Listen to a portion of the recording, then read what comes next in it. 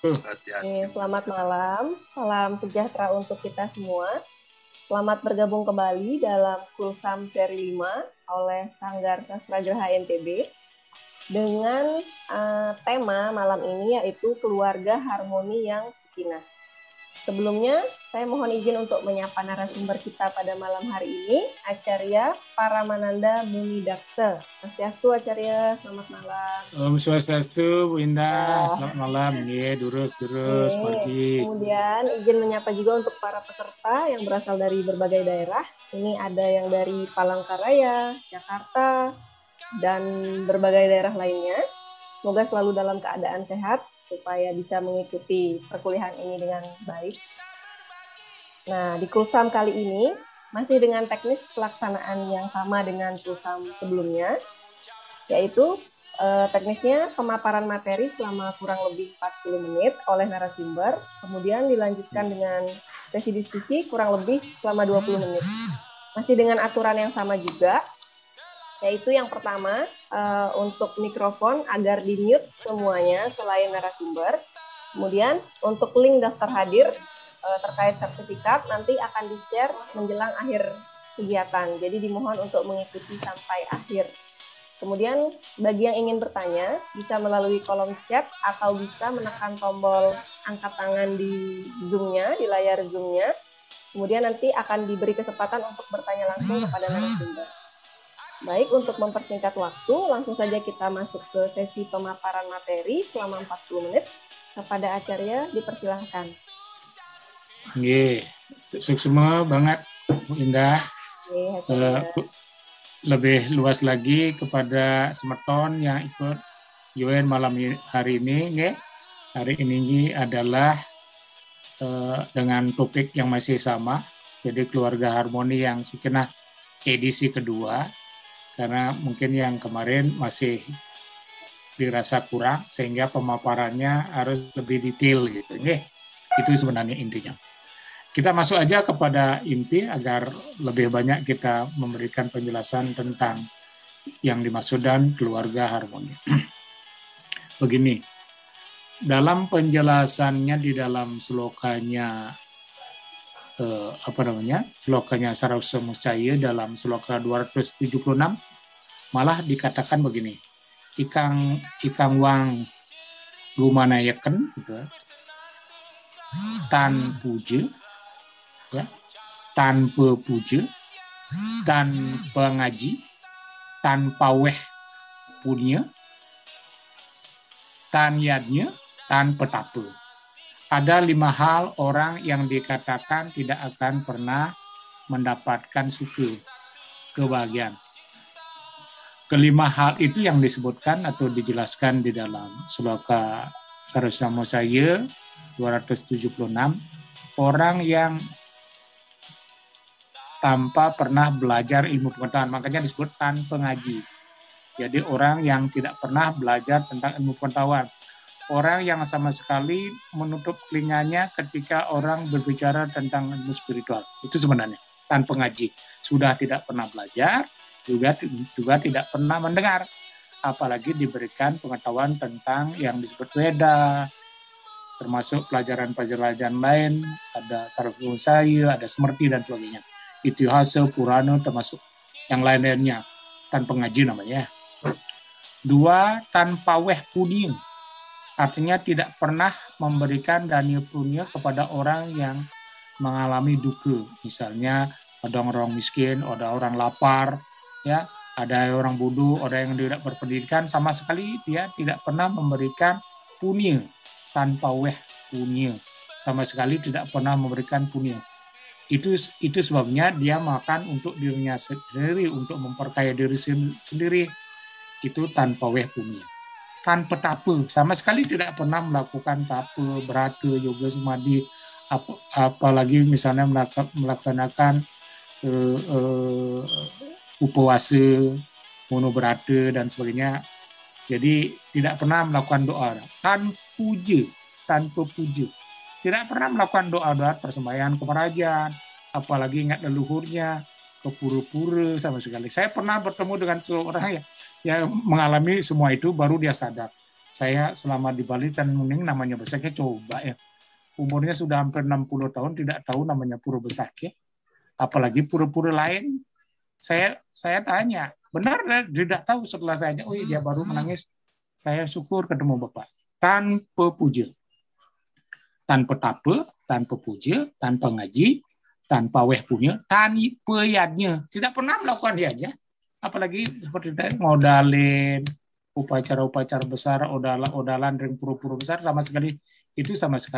Itu ngarannya gumanayakan nirbagia. Orang demikian tidak akan pernah mengalami bahagia. Nirbagia itu gitu. Jadi sama sekali dia akan tidak pernah memperoleh yang disebut bahagia atau suka. Solahan yang asing sesolahnya. Jadi segala tindak lakunya dia akan tan matemu amanggo bahagia atau tan amanggo suka. Jadi tidak pernah dia akan mendapatkan suka.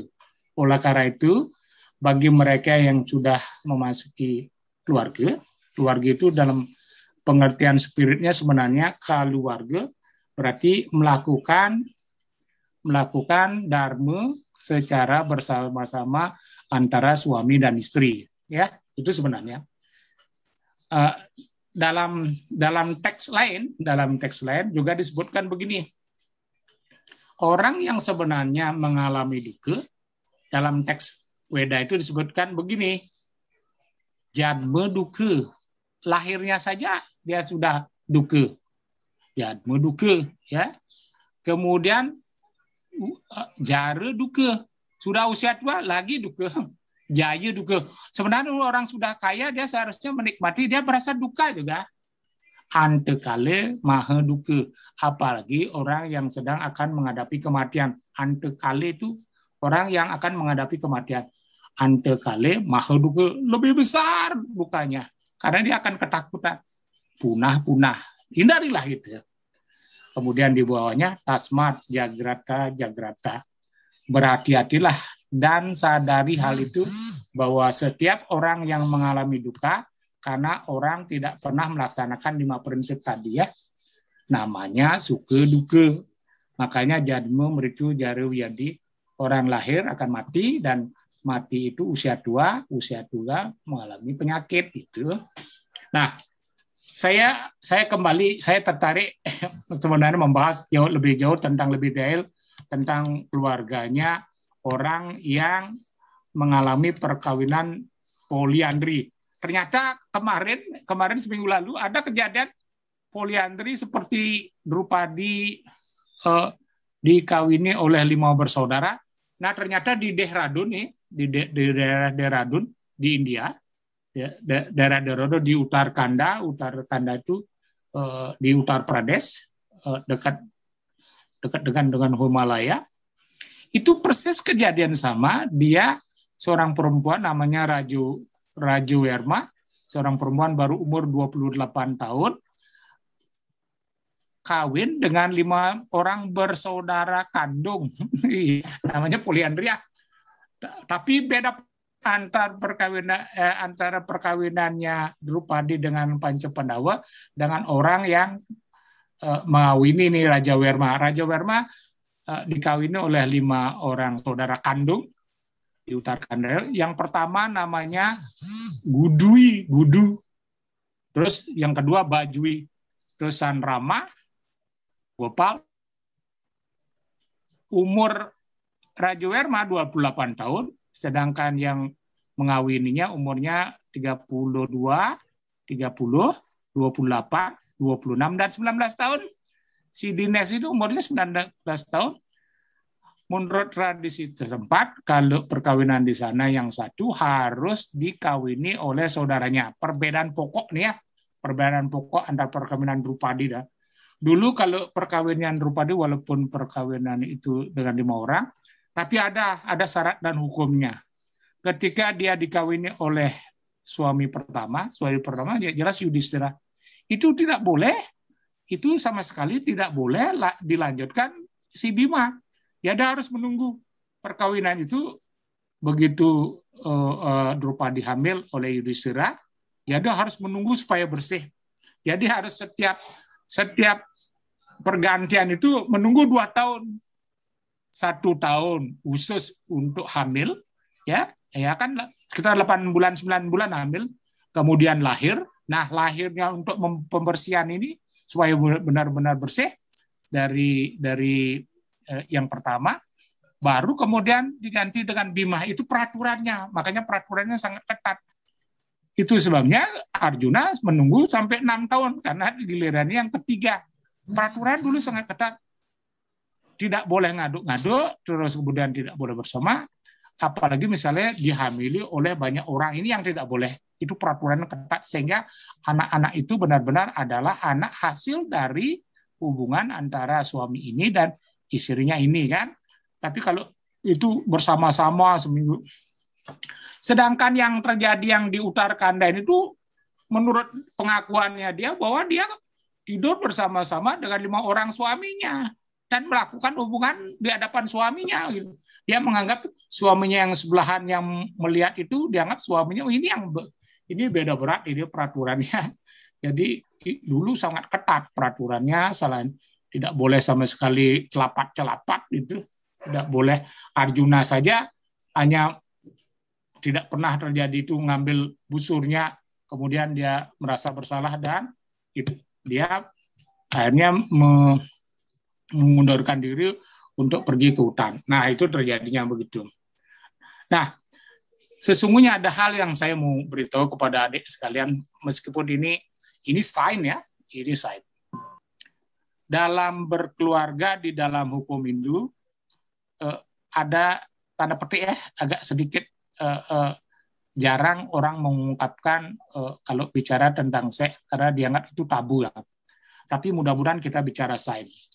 Karena sebelum orang berhubungan badan, ketika orang sudah berkeluarga, seperti saya katakan kemarin bahwa orang tujuan perkawinan itu kan ada 3, Dharma Sampati, Praja, dan Reti. Di Reti ini kan orang yang sudah berkeluarga berhak untuk melakukan hubungan dalam tanda petik seks kan itu. Orang yang sudah, berarti mereka sah. Nah, sesungguhnya saya mau membicarakan begini. Seharusnya atau sioganya sebelum melakukan hubungan, saya akan kasih ini supaya untuk turunan kita, generasi kita, bahwa sebelum melakukan hubungan wajib orang mengucapkan semacam mantra pendek sekali sebenarnya, pendek sekali, berdua. Mantranya begini, nanti boleh dipakai bagi mereka yang nanti memasuki keluarga ya. Om Prema Kamadewa Yunamah. Saya ulangi ya, 3 kali. Om Prema Kamadewa Yanamah. Om Prema Kamadewa Yanamah. Om Prema Kamadewa Yanamah. Yang artinya, ya Dewa Kama yang mengendalikan nafsu saya, mudah-mudahan saya bercinta dengan suami atau istri berdasarkan kasih, bukan berdasarkan hasrat untuk mengumbar nafsu. Itu harus boleh nanti ini Bu Indah juga boleh. Pak Budu juga boleh, yang berkeluarga ya, yang sudah berkeluarga ini boleh dipraktekkan. Om Prema Kamadewa itu, Om Prema Kamadewa diberitahu suami atau istri untuk melakukan hal itu. Dan dalam Gayatri Mantra juga disebutkan, itu salah satu ya, Prema Kamadewa ya nama. Dalam satu Gayatri Mantra untuk Kamadewa, untuk Dewa Kama, disebutkan begini mantranya. Om Kamadewaya Widmahi Puspa Banaya Yadimahi Tanuh Anangga Pracudayat. Saya akan ulangi 3 kali.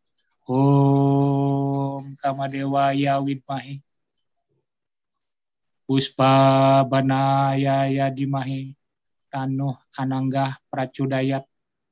Om Kamadewaya Widmahi Puspa Banaya Yadimahi Tanuh Anangga Pracudayat. Jadi 3 kali diucapkan ya.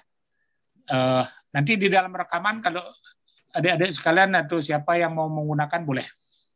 Nah, apa maksudnya pengucapan mantra itu? Agar anak yang dilahirkan dalam perkawinan persetubuhan itu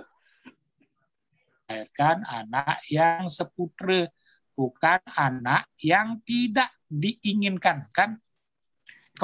Ide suling ide kan persoalannya begini, dengan tanda petik harus kita buka dan dijadikan semacam satu diskusi.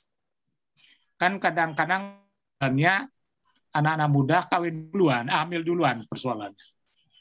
Kemudian mau tidak mau disahkan atau diberikan upacara agar anak itu sah. Persoalannya kan ada rasa begini, saya mengesahkan orang yang sudah hamil, itu persoalannya. Nah, jadi ada semacam rasa bagaimana ya, rasa khawatir kalau anak-anak yang disahkan di luar perkawinan yang artinya yang memang normalnya, sehingga beliau ini bagi mereka, beliau yang sudah ngelokal Palestina agak sedikit gundah, gimana ini ya. Oleh karena itu wajib untuk mengucapkan mantra tadi untuk menghindari bahwa mantra bahwa yang kita lakukan dalam hubungan seksual itu benar-benar sah dan memang direstui. Makanya perkawinan itu disebut ada arse wiwahe. Berarti perkawinan senang-senang sama senang, suka sama suka, dan direstui oleh kedua belah pihak. Itu sebenarnya. Makanya disebut arse wiwahe. Kemarin agak sedikit kan ada 8 jenis perkawinan dalam Hindu. Brahmana wiwahe, Dai wiwahe, Prajapati wiwahe, Arse wiwahe, Gandharwa wiwahe, Asura wiwahe, kemudian Pisasa wiwahe, dan Raksasa wiwahe. Yang empat normal, artinya senang sama senang. Yang 4 sangat tidak normal karena dilakukan dengan cara melegandang atau memaksa, atau dilakukan dengan guna-guna. Ini yang kita harus hindari ya. Nah, adapun sesungguhnya yang kita maksudkan dalam berkeluarga, karena dalam Dharma Sampati harus melakukan kewajibannya, makanya orang yang sudah berkeluarga wajib melakukan ini. 1, mohon dengan sangat kalau pagi bangun, paginya lebih awal. Karena biasanya kalau kita bangun pagi sudah menyiapkan makanan. Sebenarnya harus diubah sedikit. Setiap kita mulai bangun, jangan sekali dulu untuk berbelanja untuk ngitungan makanan. Orang makanan biasanya kan anak baru kita makan sudah hitungan belanja, udah hitungan perut ya. Sebaiknya berdua melakukan dharma praja tadi. Dharma artinya bersemayam, ada yang meditasi, ada yang maturan, ada yang berdoa, ada yang namaswaram, ada yang baca bawah. Waktu yang terbaik untuk melakukan puja bersama berkeluarga antara suami istri itu sebaiknya cari Brahma Muhurta. Brahma Muhurta itu jatuhnya jam 3 sampai jam 6. Jangan sekali, kalau bisa sekarang kita harus rubah ini, bahwa di antara waktu yang terbaik yang disebut Brahma Muhurta jatuhnya antara jam 3 jam 6 pagi. Kalau lewat itu tidak disebut Surya Sewana lagi. Surya Sewana itu yang dimaksud Suryanda Brahma Muhurta adalah menyambut Dewa Surya untuk beliau hadir di dalam dunia. Kalau sudah jam 7 jam 8 sudah ngentek, matahari sudah ngenter, sudah besar, ya tidak disebut Surya Sewana apalagi siang. Nah, suringgih kita biasanya nyuri sewana di jam-jam yang agak siang. Nyuri sewana berarti adalah menghadap Dewa Matahari atau Dewa Surya untuk menyambut beliau hadir di dunia ini. Karena energi Surya itu panas akan hadir. Itu sebabnya kita berdoa untuk beliau 1. Karena mengapa kita berdoa untuk menyambut Dewa Surya atau Surya Sewana? 4 hal yang dipegang Dewa Matahari. 1, dia memberikan kecemerlangan pikiran. 2, dia memberikan kecerdasan intelektual. 3, dia memberikan kesejahteraan. 4, dia memberikan kesehatan. Itu sebenarnya. Oleh mereka yang sudah berkeluarga, makanya bangun pagi disebut Brahma Muhurta, seharusnya jangan siang-siang, kan biasanya kita di Bali, Lombok atau dimanapun agak sedikit agak siangan sedikit. Boleh kita rubah dan boleh kita himbau atau syarat agar ketika bangun pagi di antara jam itu yang diinginkan adalah untuk berdoa dulu, melakukan puja, meditasi, berdoa, apa ya maunya, baca kitab suci Bhagavad Gita, kemudian nama Maranam, dan apa namanya, pokoknya yang penting konsentrasi kepada itu. Baik dilakukan di Merajan, ya, di Merajan, di pura-pura atau tempat suci, atau di kamar suci, ya. Ini bagi mereka yang berkeluarga, ya, bagi mereka. Juga termasuk adik-adik kita yang muda-muda, kalau bangun pagi, kan logikanya begini, kalau bangun pagi, ya, bangun pagi, pada umumnya sudah belanja ke pasar, jadi sudah ngitung perut, sebenarnya agak sedikit keliru. Jadi kan harusnya yang didahulukan itu kan ide Sang Hyang Widi dulu kan, ide Sang Hyang Widi, ide para dewa dan leluhur kita, Pak Witan, di Merajan, di Pura, dan ini kan berdoa untuk itu. Sehingga kita mendapat semacam karunia. Tadi karunia berupa kesehatan, berupa kesejahteraan, berupa intelektual, ya, budi pekerti, budi puten, dan berupa kecemerlangan. Jadi orang-orang yang cemerlangan itu biasanya orang-orang bijaksana. Sehingga ketika berkeluarga, kita berkeluarga bertemu sama suami istri, hubungannya menjadi harmonis, lembut, orang bicara. Jadi anak-anak kita harus dilatih jam-jam itu, ya. Gitu. Kemudian orang yang berkeluarga selayaknya mereka berdua ini sudah tidak lagi jalan sendiri-sendiri, kan? Ada peraturan, tidak boleh nginap, tidak boleh tidak lapor, tidak mau pergi kemana saja seenaknya, dia mau nginap, dia mau makan, dia tidak pernah berpikir tentang suami atau istrinya di rumah atau anak-anaknya. Orang yang berkeluarga pasti dia mengajak istrinya kemana. Misalnya dia sembahyang ke pura-pura, teatri, itu benar. Dua, mendelaukan, melihat orang sakit. Dia datang ke tempat-tempat orang perkawinan. Dia datang ke tempat-tempat orang yang misalnya halangan kematian. Orang demikian, di mana orang yang sering bertemu di tempat-tempat suka duka, dia yang disebut saudara atau yang disebut suami istri. Karena suami istri harus menanggung secara bersama-sama suka dukanya. Itu. Jadi tidak hanya sukanya sendiri, wah saya mau sendiri, tak tinggalnya ada suami atau tinggal istri, tidak boleh, harus sudah mulai namanya Dharma Sampati, ya. Dharma Sampati sebagai kewajiban untuk secara bersama-sama menegakkan Dharma. Ya, Dharma Sampati, Praja ini kan memohon keturunan. Maka kemarin dia mengatakan bahwa kalau sudah berkeluarga, coba wajib ucapkan mantra ini, Om Mai Meda, Mai Praja, Mai Agnes, Tejo Dadatu, Mai Meda, Mai Praja, Mai Indram, Indrayam Dadatu, Mai Meda, Mai Praja, Mai Suryo Braju Dadatu. Ya, Tuhan yang berwujud Dewa Surya, yang berwujud Dewa Agni, dan yang berwujud Dewa Indra. Berikanlah kami ini satu keturunan yang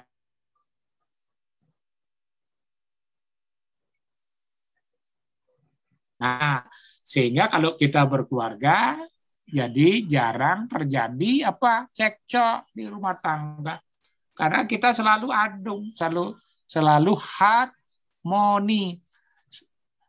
Tidak ada manusia siapapun juga yang memiliki yang kita inginkan seperti ideal begini. Nah, tetapi minimal kalau terjadi misalnya pertengkaran cuma sekali setahun kan, ya anggap bumbu-bumbu percecokan kecil, ya, tidak sampai besar. Nah, itu namanya keluarga yang sukinah. Berasal dari kata suka. Suka itu bahagia. Maka mantra yang pertama tadi seharusnya Om Sarwe Sukino Bawantu, Sarwe Santu Niramaya, Sarwe Badrani Pasantu, Makasih duka bag bawet. Om Saryo Sukina Bawantu, semoga semuanya, semua makhluk mendapat kebahagiaan atau keriangan. Sarwe Sukino Bawantu, Sarwe Santu Niramaya. Isi alam semesta ini juga diliputi kebahagiaan atau kesukaan. Sarwe Santu Niramayam, Sarwe Badrani Pasantu, semoga dia hanya melihat kecemerlangan. Badrani kesucian. Badrani itu berarti kesucian, kecemerlangan. Sarwe Santu Niramayam, Sarwe Badrani Pasantu. Makasih duka bawe. Semoga semua orang tidak pernah mengalami duka. Berarti dia mengalami suka. Jadi demikianlah artinya alur daripada yang disebut berkeluarga. Berkeluarga dalam konteks perspektif Hindu, dalam konteks perspektif Hindu, dia yang harus secara bersama-sama menanggung suka dan duka. Jadi tidak boleh hanya sukanya aja terima, dukanya tidak terima. Ketika orang sudah mulai maju, kemudian ekonominya meningkat, seharusnya mereka lebih bahagia, tidak malah bertengkar atau dia sudah mencari wanita lain atau suami laki-laki lain. Dalam berkeluarga juga harus sudah konsep pikiran untuk mengenang masa lalu, mengenang pacar-pacar mana sudah harus bunting, sudah tidak tumbuh lagi. Dia harus dihapus di dalam file otak kita. Siapapun mungkin punya masa lalu, tetapi ketika masuki berkeluarga, masuki grehastha, yang disebut gre itu rumah. Jadi yang dimaksud grehastha itu dia harus hidup mandiri. Itu berarti diharapkan sudah memiliki rumah tangga. Berumah tangga berarti mereka sudah menyiapkan diri untuk hidup mandiri. Sedikit demi sedikit mereka sudah harus tidak lagi bersama orang tua. Jadi harus berdiri sendiri ya. Kecuali laki. Kalau memang sudah laki punya rumah ya punya berdiri sendiri. Demikian Bu Ida. Silakan kita isi dengan diskusi lebih banyak. Giring, semua. Semua Acarya atas penjelasannya. Niki sudah ada 3 pertanyaan yang masuk. Mungkin sementara dijawab. Untuk yang lain yang mau bertanya masih dibuka kesempatannya, bisa melalui kolom chat atau bisa menekan raise hand. Nanti akan diberi kesempatan untuk berbicara langsung dengan Acarya. Baik, yang bacakan pertanyaan pertama, Acarya. Terus. Yang pertama, pertanyaannya adalah hubungan warige atau temu jodoh dengan perkawinan. Kira-kira bagaimana hubungannya? Iya. Ada lagi biar jadi satu aja. Oh, nggih, sebentar. Ada nggih. Nomor 2, ada fenomena saat ini demi keturunan atau sentane, ada orang tua yang menganjurkan untuk mengetes calon istri. Jika tidak hamil, tidak dinikahi. Itu ya. Itu lagi satu. Ini pertanyaan. Rata-rata pertanyaannya fenomena saat ini, Acarya, karena pesertanya kan rata-rata milenial nih. Betul ya. Pertanyaan nomor 3-nya, apakah benar poliandri dibenarkan oleh agama Hindu? Sementara 3 pertanyaan itu yang masuk, Acarya. Mungkin bisa dijawab sambil pertanyaan. Saya jawab dari belakang ini. Syukur poliandri sebenarnya bukan merupakan fenomena agama Hindu. Dia hanya terjadi secara kasuistis. Jadi bukan makanya kemarin saya menjelaskan bahwa perkawinannya Drupadi dengan 5 orang itu sebenarnya bukanlah atas kehendaknya juga. Cuman karena permintaan Drupadi harus memiliki suami yang dharma, yang baik hati, polos, tidak pernah suka marah dan sebagainya, bla bla bla bla bla bla. Kan tidak ada manusia yang tidak punya suka marah. Tidak juga semua orang yang tidak punya perasaan seperti itu. Kemudian dia harus memiliki orang kuat, harus orang intelek, pintar, kemudian orang yang gagah, dan kemudian rajin. Semua itu tidak ada. Oleh karena itu dia merupakan kasuistis sifatnya, bukan dorongan ya, bukan anjuran. Gambaran ini hanya menghimbau kepada masyarakat bahwa kalau berkeluarga jangan sekali menginginkan lebih banyak ya supaya dia pintar, supaya gini, tidak ada. Jadi harus menerima apa adanya. Jadi yang itu dibuang. Jadi fenomena itu juga walaupun terjadi belakangan ini seperti saya katakan tadi, tapi tidak dianjurkan ya poligami, poliandri, karena perkawinan dalam Hindu sifatnya monogami. 1 lawan 1 ya. Lanjut ini. Ini kan ada fenomena memang sekarang kalau perkawinan ini justru itu dorongannya memang dari orang tua. Mengapa anaknya didorong-dorong supaya melakukan hubungan seksual di luar yang sah. Jadi kalau nanti tidak hamil boleh dikembalikan. Dites dulu. Nah, kalau hamil baru saya ambil. Kalau udah hamil ngapain saya mengambil orang? Kan berarti ya, artinya tidak kesatria, kan kita harus coba semua. Kan dijadikan wanita semacam eksperimen. Kalau tidak hamil dikembalikan, oh iya kok enak. Berarti kita ini mendorong orang melakukan eksperimen, eksplorasi bagian-bagian yang sebenarnya perkawinan itu sakral menjadi kacau gitu. Kalau toh hamil ya, persoalan lagi adalah Sulinggi ini yang berat karena dia mengizinkan atau memberikan restu kepada mereka yang kawin di luar acara yang sah atau normal yang disakralkan. Karena ini bentuknya sifatnya perkawinan itu sakral, maka seharusnya dia tidak terjadi hubungan hangat tanda kutip tanda gelap kepada mereka-mereka yang melakukan itu. Sebenarnya hindari seperti itu cara berpikir itu. Ini kita bukan orang barat, ini kita orang Indo. Kalau seperti itu kan kasihan perempuan ya, boleh dieksplorasi dia ya. Dengan sangat mohon adik-adik sekalian jangan sekali melakukan kegiatan atau cara berpikir itu. Cari yang benar. Nah, makanya ada kaitannya begini. Nah, ini kaitannya. Tadi kan ada tanya apakah tentang perjodohan. Kemarin setelah kita ada diskusi tentang harmoni yang tentang perkawinan, tentang ada perjodohan. Kemarin ada ibu-ibu yang kemari langsung ke tempat dia menanyain hal itu. Kebetulan saya terserah belajar tentang perjodohan justru di Griya Saksari. Tahu Griya Saksari, Ring Cakra? Griya Saksari, Ring Cakra yang Cemaru ke kanan, ada Griya. Saya belajarnya tentang perjodohan di sana, dibukain lontar. Dan itu benar. Hubungan perjodohan, kuncinya ada 3. Kemungkinan perkawinan itu sifatnya langgeng ya, artinya harmonis semua. Kalau nanti misalnya sudah 30 tahun, 40 tahun kemudian ditinggalkan, itu kan biasa hukum malam, kemudian ada yang meninggal, itu kita tidak. Yang menjadi persoalan ketika kita melakukan terjadi perkawinan ya, 1 baru seminggu misalnya suami atau istri meninggal, itu berarti tidak jodoh ini. 2 terjadi baru 2 tahun terjadi perceraian ya. 3 terjadi pertengkaran seumur hidup, kan gawat. Nah, kemarin ada ibu-ibu yang menanyakan detail sekali.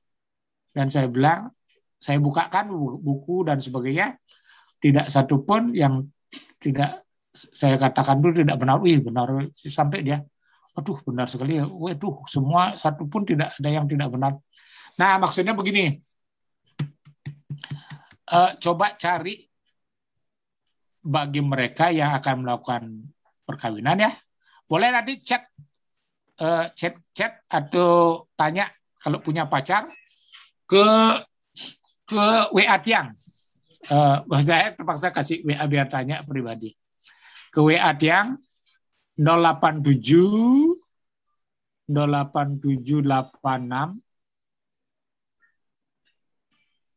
6298 4495. Oke. Berarti nanti tolong dikasih Bu Indah nomor tiang ya. Yang chat yang tulis di kolom chat Acarya. Ya, maksudnya begini. Kalau adik-adik ada yang merasa bahwa dia ragu-ragu punya pacar seperti itu, boleh secara pribadi tanya tiang ya. Apakah hubungannya nanti ya tidak menimbulkan friksi, ya, tidak sering bertengkar. Yang ada teman-teman yang baik. Kemarin saya kan cerita tentang itu. Teman-teman baik saya selalu beritahu yang benar. Saya punya teman-teman baik sekali karena dia merasa teman baik dan saya perlu beritahu. Saya ada 5 orang teman baik. Sekarang hampir semuanya jalan langgeng sekali. Punya anak dan dia merasa bermain. Malah ada yang sudah dokter dua-duanya, ada yang sudah jadi, pokoknya hampir semua benar. Masalah begini, cari orang yang memang memiliki kualifikasi tahu tentang itu, bukan meramal ya. Makanya kemarin saya agak gitu sedikit, ini bukan ramalan, tidak benar. Ini benar karena itu ada di dalam kitab sastra. Di dalam kalender itu kan ilmiah sifatnya. Ilmiah, fakta, dan empiris. Ada bukti konkret. Biasanya kalau saya bilang, jangan pacaran gitu. Dia laki-lakinya playboy gitu. Dia kalau tidak percaya, sudah jalan. Begitu dia tahu, ternyata benar pacarnya lagi 4 lagi lah. Baru kapok kamu. Sudah saya bilang itu anak itu menyimpan rahasia yang sangat besar. Jangan dikira tidak tahu. Pacarnya di sini. Oh, benar Pak. Benar. Nah, begini. Chatting nanti ya secara pribadi sehingga hubungan itu nanti kalau misalnya tidak cocok saya beritahu jangan coba cari yang lain ya agar nanti menimbulkan perkawinan itu benar-benar harmoni. Ya.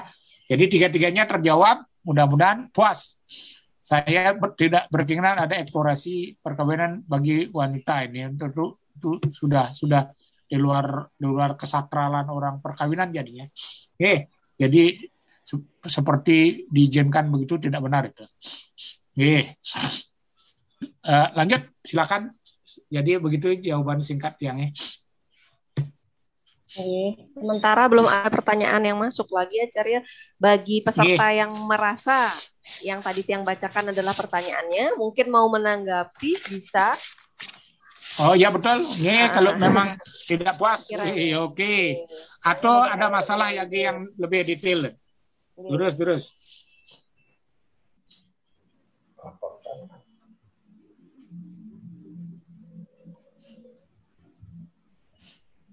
Mungkin sambil mengisi waktu, Tiang bertanya sedikit, Acarya. Terus Bu Indah, silakan. Ini bagi pasangan yang sudah menikah, Acarya. Mungkin kan semua pasangan itu mengharapkan keturunan setelah menikah. Betul. Nah, ini kalau dikaji dari sisi medisnya tidak ada masalah. Nah, sekiranya kalau dari versi non medisnya, menurut Acarya, apakah keturunan itu cukup ditunggu saja atau memang kita perlu mengusahakannya? Dan kalau memang perlu diusahakan, bagaimana sekiranya bentuk usaha yang bisa kita lakukan? Ya. Saya cerita sedikit ya, mudah-mudahan ini tidak menimbulkan konflik ya. Dulu pada waktu Dasarata mengawini Dulu waktu Dasarata namanya menikahi istrinya, satu Kosalya, tidak punya anak juga. Terus dia menikahi Sumitra juga tidak punya anak. Terus menikahi Kekayi tidak punya anak. Karena lama tiga-tiganya tidak punya anak, bertanya kemudian ke Rsi Wasista. Maharishi, saya ini umurnya sudah hampir semakin tua. Saya menikahi istri saya, padahal normal dan sebagainya para tabib, para waidya menyatakan bahwa istri saya normal dan tidak ada apa-apa. Kenapa istri saya tiga-tiganya cantik jelita ini tidak, menurut medis juga dia tidak ada itu ditanyakan. Sehingga begini maksudnya, apa yang menyebabkan di balik mereka padahal istrinya normal sampai tidak adil. Kemudian Resi Westa bercerita dia, wahai Raja Dasarata, tahukah ini kalian ini mengapa tidak diberikan keturunan? Kausalya,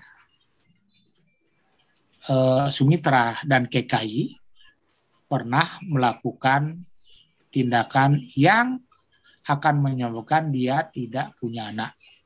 Misalnya apa yang dilakukan? Makanya disebut dosa. Dia pernah melakukan dosa. Dosa itu sama dengan patake. Patake itu berarti melakukan pidana perbuatan-perbuatan yang sama sekali tidak diizinkan. Ada upe patake, ada mahe patake, ada ati patake.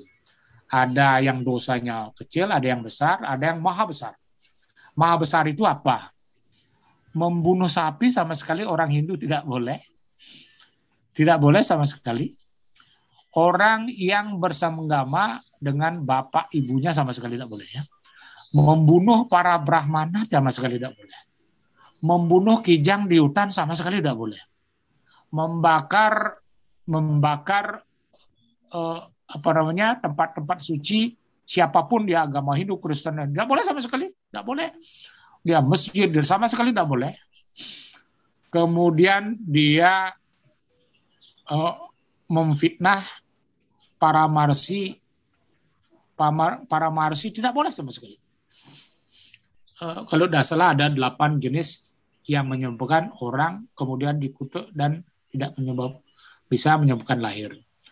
Oleh Resi Wasista itu dilihat ketiga-tiga istrimu ini pernah melakukan salah satu itu.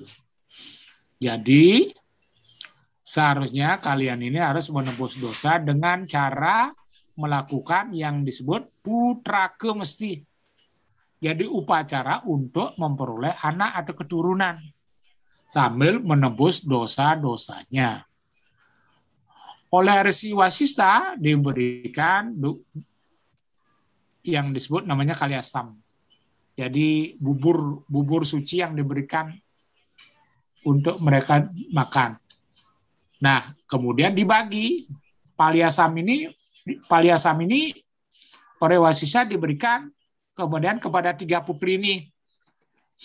Karena kasihan Sumitra dapat sedikit sekali dapatnya, jadi si Kausalya memberikan sedikit palyasamnya kepada Sumitra. Kemudian Kekayi memberikan sedikit. Itu sebabnya karena dia diberikan oleh 2 ini, Sumitra melahirkan 2 anak. Jadi Kausalya melahirkan Rama karena dia pegang cuma 1. Kenapa Sumitra punya 2? Karena dia mendapat pemberian dari palasyamnya dari Kausalya dan Kekayi. Makanya lahirlah Laksamana dan Satruguna. Kekayi melahirkan Barata. Begitu? Satu dengan cara upacara gitu jawabannya jadinya Bu Indah. Satu dengan upacara putra minta ya. Kedua dengan cara medis, biasanya kan sering jadi dengan sekarang dengan teknik untuk memasukkan ke ke gene pihak istri atau perempuan sehingga bisa sejenis insem nih ke acara ya, inseminasi buatan nih ke. Ya, memang inseminasi namanya, inseminasi. Tetapi ingat, sebelum melakukan hal itu, lakukanlah penebusan dosa dengan cara 1, berkeliling ke tempat-tempat suci yang kita anggap suci dengan catatan menyadari bahwa kita pernah melakukan. Jangan tidak percaya ya, jangan tidak percaya. Jadi kalau tidak punya anak itu semua ini kan kalau cari linknya karma kita berdasarkan purwa karma dan janma karma, kelahiran masa lalu dan perbuatan masa lalu, sehingga kita membawa ke kehidupan sekarang ini. Kalau kita tidak berikan kelahiran anak, kemungkinan kita pernah melakukan hal itu gitu. Jadi untuk menebus dosa-dosa yang kita tidak sadari pernah kita lakukan, Maka juga kita harus melakukan penembusan dosa dengan cara satu, ke tempat-tempat suci atau tempat-tempat itu. Kalau di Lombok kan banyak sekali ke Narmadu, ke Suronadi, ya semua tempat-tempat titik-titik itu. Kedua, lakukan upacara di Merajan, di Kawitan, tempat untuk memohon agar semua dosa-dosa itu terputus sehingga leluhur kita bersedia untuk salah satunya turun ke tempat kita. Dua itu. Putra kemesti bisa juga dilakukan dengan upacara yang disebut Agni. Jadi upacara itu fungsinya yang putra kemesti itu adalah puja. Kemarin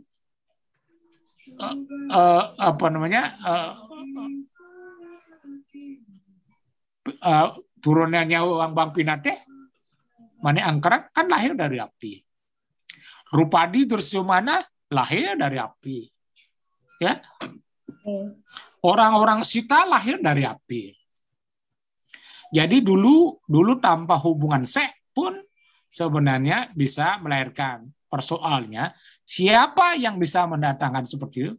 Jadi harus orang yang memiliki kualifikasi, orang yang benar-benar suci, ya, berpengetahuan dan tidak sekedar meramal. Jadi para masih itu biasanya memiliki widya dresti, jadi pengetahuan jauh ke depan. Dan itu benar, ya. Jadi bukan oh nanti ada akan terjadi itu ramal ya. Ramalan tidak sama dengan widya dresti. Widya itu dresti itu melihat langsung jadi apa yang terjadi ya, begitu. Demikian Winda, Suksma. Mudah-mudahan. Ada pertanyaan berikutnya Niki Acarya. Durus. Apakah dibenarkan dalam ajaran sastra Hindu selibat atau brahmacari tidak kawin sehingga memutus keturunan? Nah ini yang disebut brahmacari dulu ya. Saya mau stressing dulu. Kalau mengaku brahmacari tapi sibuk memburu perempuan, nyolek perempuan, kemudian berpacaran berkali-kali, tetapi tidak kawin-kawin, dia bukan brahmacari. Ini yang Niki, bukan brahmacari dia. Dia hanya sekedar tidak kawin, kemudian dia memburu perempuan banyak, kemudian dia pacaran banyak, bukan brahmacari. Ini yang Niki, yang disebut brahmacari tulen, yang brahmacari adalah mereka yang benar-benar tidak tersentuh oleh perempuan. Itu yang harus tidak tersentuh oleh juga laki-laki ya. Tapi kalau berkali-kali pacaran kemudian ke sana kemari hanya dia tidak melangsungkan secara formal perkawinan, dia tidak disebut brahmacari. Sorry. Jadi begitu. Kemudian adalah brahmacari boleh dilakukan brahmacari, total brahmacari yang melakukan brahmacari yang memang benar-benar brahmacari dalam untuk seluruh kehidupan brahmacari dengan catatan seperti tadi. Jadi brahmacari tulen yang sejati, brahmacari adalah mereka yang benar-benar selama hidupnya tidak tersentuh oleh perempuan atau laki-laki. Ya, namanya benar-benar brahmacari. Jadi kalau dia tersentuh berkali-kali pacaran, kemudian dia berkali-kali terlibat misalnya fair dan sebagainya, dia tidak disebut brahmacari. Brahmacari hanya sekedar tidak melalui proses perkawinan formal, dia bukan brahmacari. Hilingan nih ke? Jadi kalau sudah terlibat itu jangan mengaku brahmacari ya, karena ini sekedar tidak. Dan kedua, jangan sekali mengaku brahmacari kemudian memasuki kesulingan atau menjadi mangku, menjadi kemudian diksu dan sebagainya. Harus benar-benar ada tahapannya dan ada prosesnya. Itu ya. Suksma. Pertanyaan berikutnya dari mudah-mudahan puas ya. Untuk peserta yang merasa punya pertanyaan, jika kurang puas bisa dilanjutkan pertanyaannya lebih mendalam atau ditanggapi di kolom chat. Oke, yang lanjutkan Acarya, pertanyaan berikutnya. Iya, terus. Apakah orang yang sudah memulai masa biksuka boleh kembali ke grahasta ashram? Itu ya. Itu pertanyaannya ya. Bagus pertanyaan. Nah, itu yang disebut melompat. Kan ada catur asrama, brahmacari, grahasta, wanaprastha, biksuka atau sannyasin. Berarti sudah diberikan ruang kalau masih menuntut ilmu pengetahuan disebut brahmacari, ya, disebut brahmacari. Dianggap brahmacari karena dia belum memasuki perkawinan grahasta. Kalau pacaran kan boleh. Kalau setiap sudah tamat, kemudian misalnya punya pacar akan memasuki grahasta, silakan.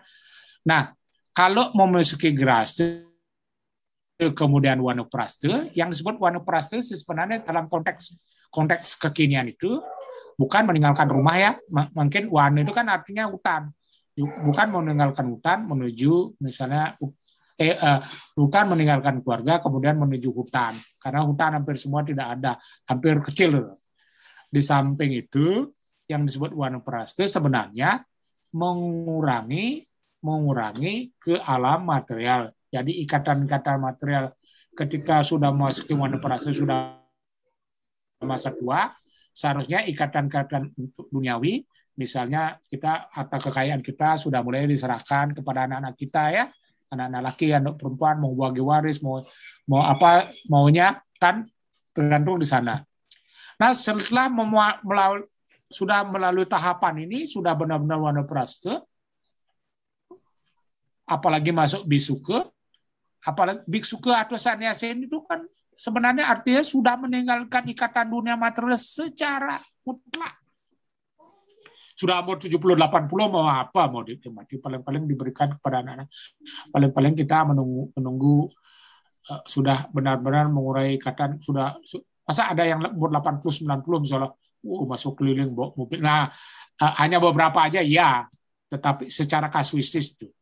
Tetapi untuk lagi kembali ke ke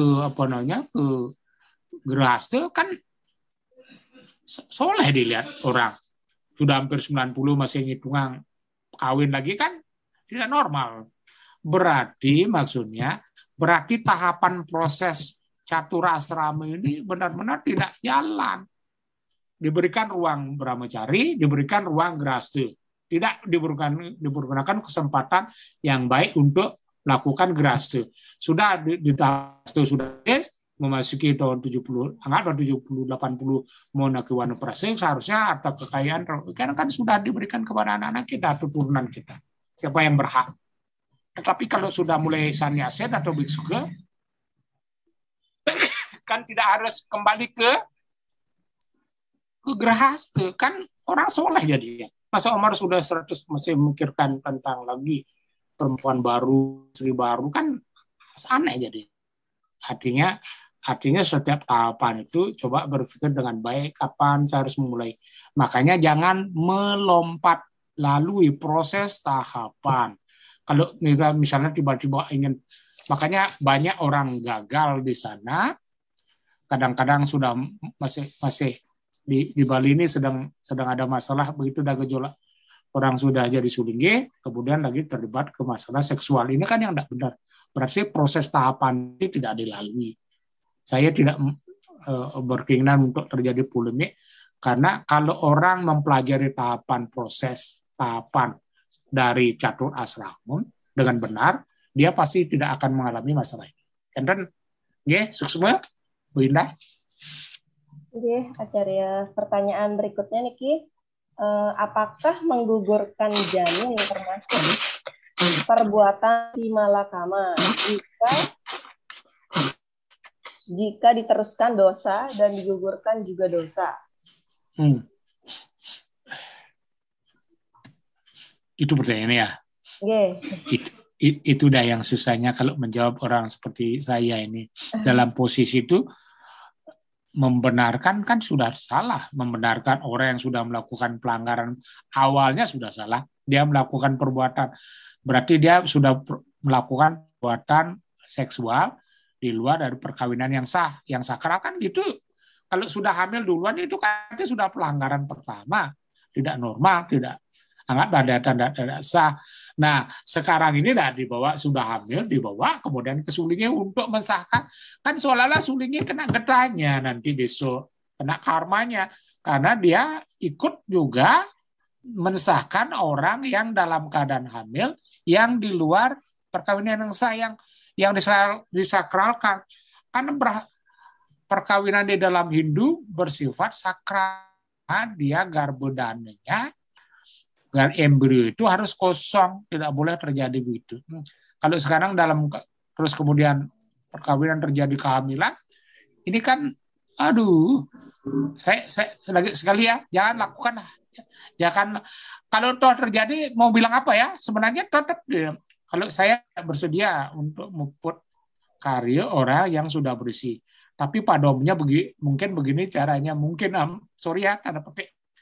Ini hanya sekedar dalam pikiran saya saja. Kemungkinan anak itu, perempuan ini dibersihkan dulu, disucikan, agar dia melahirkan benar-benar menjadi anak yang saputra besok. Meskipun anak ini yang berada dalam kandungan ibunya nanti, itu kan berarti belum sah perkawinan karena tidak melalui proses kan, melalui proses nanti biasanya anak itu dilakukan prayaschita atau penyucian. Dulu upacara atau bantan prayaschita itu sebenarnya kalau ada bantan prayaschita ya di dalam sastra ini disebutkan, kalau ada bantan prayaschita berarti ada orang yang melakukan kesalahannya besar dulu. Coba baca prayaschita. Kalau ada isi bantan prayaschita berarti ada penyucian atau penebusan dosa. Itu yang dipakai bantan prayaschita. Menurut saya ini ya, agar anak yang dilahirkan benar-benar bersih. Tapi saya kira jangan dijadikan ini satu kebiasaan atau hobi ya. Saya juga nanti gampang kok. Menggampang-gampang jangan ya. Itu artinya mengamurkan nafsu. Oke, kamu kamu putih, itu harus normal. Ya, demikian dulu. Saya kalau di bagian begini lah agak sulit macam dikira pembenaran nanti. Terima kasih. Ini ada pertanyaan terakhir Acarya, satu lagi sebelum diakhiri. Om Swastiastu, Acarya, saya Iputu Arya Sudiana ingin bertanya. Tadi berkaitan dengan fenomena yang ada di zaman sekarang.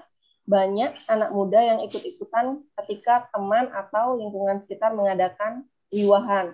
Itu yang menyebabkan banyak kasus perceraian, sekitar 80% setiap bulan. Sehingga banyak anak muda yang menjadi janda atau duda. Bagaimana tanggapan Acarya untuk anak muda zaman sekarang agar tidak melakukan hal tersebut? Suksema. Ya, itu susahnya ya. Kalau pergaulan dalam zaman milenial ini, kalau terjadi begini kan susah memberikan pendapat ya. Apalagi misalnya perkawinan. Kemarin saya sengaja melakukan survei terhadap kok satu kelas mahasiswa saya yang perempuan janda, padahal masih muda sekali, mau 22, 21. Adik berapa namanya? Oh ini berapa umurnya nih? Sudah berkeluarga? Sudah Pak. Ini cerai. Ini tanya cerai semua ya. Satu kelas hampir cerai semua. Di balik pertanyaan saya, kemudian saya cari apa penyebab orang cerai. Ternyata apa penyebabnya? Kebanyakan katanya dia perempuan itu terlalu banyak ikut campurnya mertua itu. Waduh, sudah ada.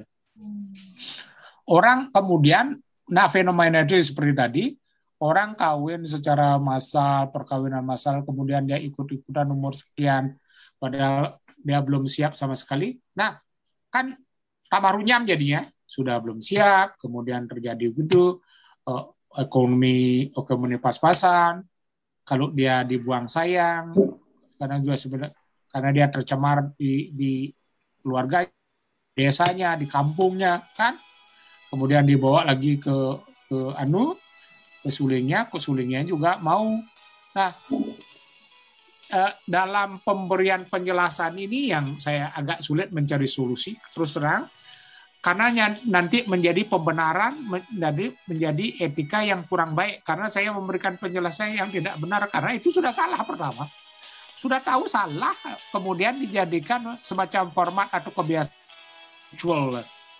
kan amarunyam jadinya. Jadi sama dengan seperti tadi, mengapa anak-anak sekarang orang tuanya justru mendorong agar anaknya dihamili. Kalau nanti sudah ambil jauh. Orang tua ini yang keliru. Ini memang benar terjadi banyak seperti ini. Kan ini yang keliru. Nah, mohon dengan sangat orang tua, jadi tidak terjadi sebenarnya kesalahan itu hanya semata-mata anak-anak muda. Anak muda harusnya diberikan gambaran pandangan yang benar. Coba jangan melakukan, kalau misalnya ada keinginan nafsu untuk kawin, lebih baik kawin langsung sama orang yang dicintai. Tapi ingat benar, kamu senang sama dia bukan semata-mata karena hasrat nafsu. Karena benar-benar kita ingin cintai, agar besok nanti begitu kawin selesai manisnya kemudian dibuang, terjadilah perceraian. Begitu banyak sekali perceraian ya, karena awalnya dari nafsu, bukan dari sayang. Kalau benar-benar dari cinta, biasanya sampai dia langgeng, karena dia sama-sama senang gitu, sama-sama bahagia, sama suka, arsuwiwahe. Tapi biasanya itu adalah perkawinan karena terjadi kecelakaan, anggap terjadi kecelakaan karena MA katanya, angkatnya MA itu married by accident, MBA itu married by accident karena kecelakaan. Nah ini yang tidak saya inginkan, terus terang tidak saya inginkan. Marilah kita jaga, permintaan saya, saran saya, marilah kita jaga agar kita menjadi anak muda yang milenial, yang benar-benar milenial dalam arti sungguhnya, tidak hanya menguasai sains dan teknologi, tetapi juga menguasai kita. Kan, Bu Indah? Oke, Acarya, kebetulan pertanyaannya sudah habis dan waktu juga sudah tepat 1 jam sejak yang buka tadi. Mungkin bisa dilanjutkan dengan closing statement Acarya sebelum yang tutup. Persilakan. Kepada adik-adik peserta dimanapun berada, saya mengucapkan banyak terima kasih. Saran saya secara pribadi, mohon maaf nanti tidak berkenan atau menyinggung perasaan saya. Persoalnya perkawinan itu sifatnya sakral. Di tempat yang sakral itu memang kita sadari pasti ada nafsu. Orang kawin atau menikah itu kan memang ada nafsu. Karena itu dia ingin menikahi suami atau istrinya dan kemudian menjadi dia masukin geraste. Sebaiknya memasuki geraste. Kalau memang itu menjadi kuncinya, lebih baik benar-benar beritahu bapak ibunya bahwa saya ingin kawin dengan perempuan ini atau dengan suami ini karena begini-begini, beritahu aja. Jangan kemudian melakukan pelanggaran lebih berat lagi, apalagi nanti semakin runyam anak kita menjadi anak. Karena ada anak bebinjat dan anak astro. Jadi anak astro itu anak yang kawin yang sah tidak diupacari, itu dari kalangan Brahmana atau dari kalangan Puri, namanya anak astro. Tapi kalau anak bebinjat berarti anak yang sudah di bawah, kastenya rendah, kemudian memang tidak diakui, tidak dilakukan upacara dan tidak diakui, namanya anak bebinjat. Ya. Demikian, Win. Oke, Acarya. Kurang sehat, Acarya. Tiba-tiba aja, tadi sehat sekali. Ya mungkin gimana? Tadi saya disemprot sama apa kipas angin ini depannya kipas angin Iya. Nggih. Ya semua. Closing teman tadi, maka berakhirlah kulusan kita pada malam hari ini. Akhir kata saya sebagai moderator, mohon maaf apabila ada salah kata. Sampai bertemu di kulusan berikutnya dan terima kasih Acarya atas ilmunya, semoga bermanfaat bagi Bu Indah semua.